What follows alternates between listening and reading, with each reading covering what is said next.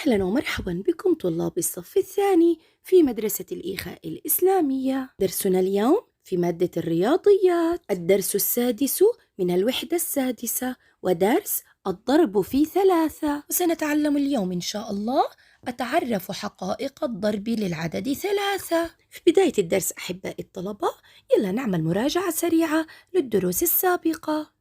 تعلمنا في الدروس السابقة يا ثاني العملية الحسابية الجديدة، وهي عملية الضرب، وتعلمنا أن الضرب هو عبارة عن جمع متكرر نقوم بتكرار العناصر على عدد المجموعات. وشرحت لكم يا تاني في درس الضرب كجمع متكرر أنه يمكنني إيجاد المجموع الكلي في مجموعات متساوية باستعمال الضرب، وبسمي المجموع الكلي ناتج الضرب.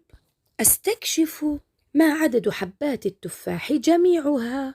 أمامنا يا تاني حبات التفاح، وبدنا نعرف المجموع الكلي لحبات التفاح. أول شي يا حلوين رح نجد الناتج الكلي لعدد حبات التفاح باستخدام الجمع المتكرر، مثل ما إحنا شايفين عندي 1 2 3 3 حبات تفاح في كل مجموعة. يلا نعد المجموعات مع بعض يا تاني. مجموعة 2 3 4. إذن يا شطار بكرر 3 4 مرات على عدد المجموعات. يلا نكرر العدد 3 زائد 3 زائد 3 زائد 3. يلا نحسب يا تاني عدد جميع حبات التفاح. 3 زائد 3 6 زائد 3 9 وزائد 3 12. إذا نتيجة الجمع المتكرر 12. يلا يا تاني نحول الجمع المتكرر لجملة ضرب. منعد عدد المجموعات يا حلوين. كم مجموعة عندي؟ 1 2 3 4. بكتب في بداية جملة الضرب 4. ضرب، نكتب إشارة الضرب. كم حبة تفاح يا تاني في المجموعة الواحدة؟ برافو، 3 حبات.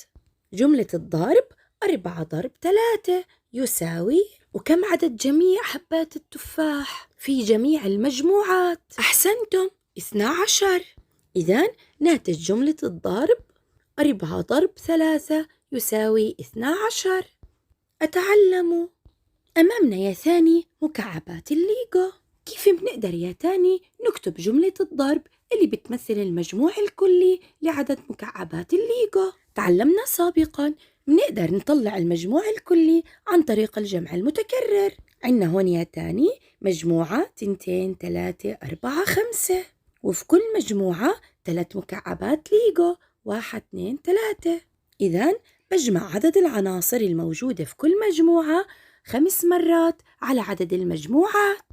3 زائد 3 زائد 3 زائد 3 زائد 3 يساوي 15. وهلأ يلا نطلع الناتج عن طريق جملة الضرب. كم مجموعة عنا يا تاني؟ يلا نعدهم مع بعض. 1 2 3 4 5. إذن بكتب العدد 5 في بداية جملة الضرب. وهلأ بنكتب إشارة الضرب. كم عنصر داخل كل مجموعة يا حلوين؟ أحسنتم، 3. وهلأ بدنا نعد جميع مكعبات الليجو. يلا نعدهم بسرعة. 3 زائد 3 6 زائد 3 9 وزائد 3 12 وزائد 3 15. وبعد ما خلصت شرح الدرس يا حلوين يلا نمرح ونلعب لعبة الألوان ونحل أسئلة الدرس. بهالدرس يا تاني ما رح نحل الأسئلة بالترتيب، رح نترك سهم الألوان، وبس نكبس ستوب هو يختار ويحدد لنا السؤال ونحن نجاوب. يلا نبدأ لعبتنا مع سهم الألوان ونحل أسئلة الدرس. يلا نعمل ستوب لسهم الألوان. السؤال الرابع: أتحقق من فهمي. أكتب جملة الضرب المناسبة.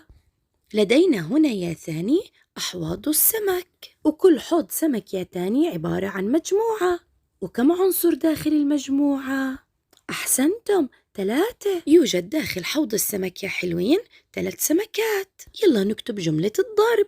عدد المجموعات 3. نكتب في بداية جملة الضرب 3. يوجد 3 عناصر في داخل المجموعة اللي هم يا تاني 3 سمكات. نكتب في الفراغ الثاني 3. والمجموع الكلي 9 عدد جميع السمكات. إذن ناتج جملة الضرب 3 ضرب 3 يساوي 9. ويلا نعمل ستوب لسهم الألوان.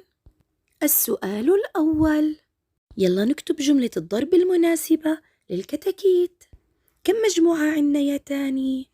أحسنتم، 3 مجموعات، 1 2 3. يلا نكتب في بداية جملة الضرب 3. وكم كتكوت يا تاني في كل مجموعة؟ برافو، كمان 3. إذن جملة الضرب 3 ضرب 3 يساوي 9.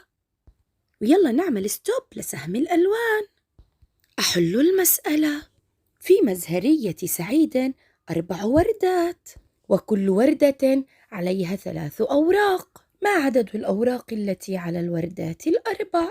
إذن يا ثاني، في مزهرية سعيد 4 وردات، إذن عنا 4 مجموعات، وعلى كل وردة 3 أوراق، وهالثلاث يا تاني هي عدد العناصر. يلا نمثل جملة الضرب. 4 ضرب 3 يساوي 12. ويلا نعمل ستوب لسهم الألوان. السؤال الثاني. يلا نكتب جملة الضرب مع هالقطط الحلوة. شوفوا معي يا تاني، كم مجموعة من القطط الحلوة معنا في السؤال؟ برافو، مجموعتين. إذن بنكتب في الفراغ الأول 2.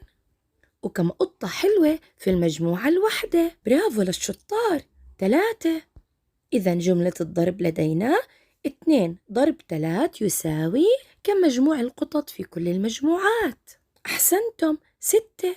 إذن 2 ضرب 3 يساوي 6. ويلا نعمل ستوب لسهم الألوان. السؤال الثالث. شاهدوا معي يا ثاني، لدينا هنا 4 أغصان، وهالأغصان يا تاني هي المجموعات. إذن لدينا 4 مجموعات، وكم عنصر داخل كل مجموعة؟ أحسنتم، 3، لأنهم 3 عصافير واقفين على كل غصن. وكم عدد كل العصافير يا تاني؟ أحسنتم، 12. إذن تصبح جملة الضرب يا ثاني 4 ضرب 3 يساوي 12. يلا يا حلوين، نحفظ مع بعض جدول الضرب للعدد 3.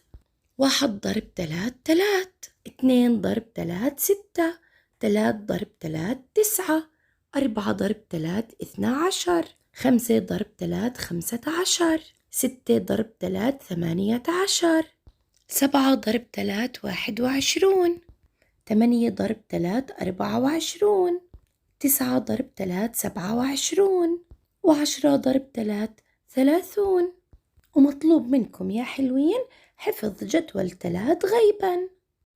وهيك يا حلوين بيكون خلص درسنا لليوم، ومطلوب منكم يا شطار حل هالواجب البيتي. دمتم في رعاية الله، وإلى اللقاء مع درس جديد.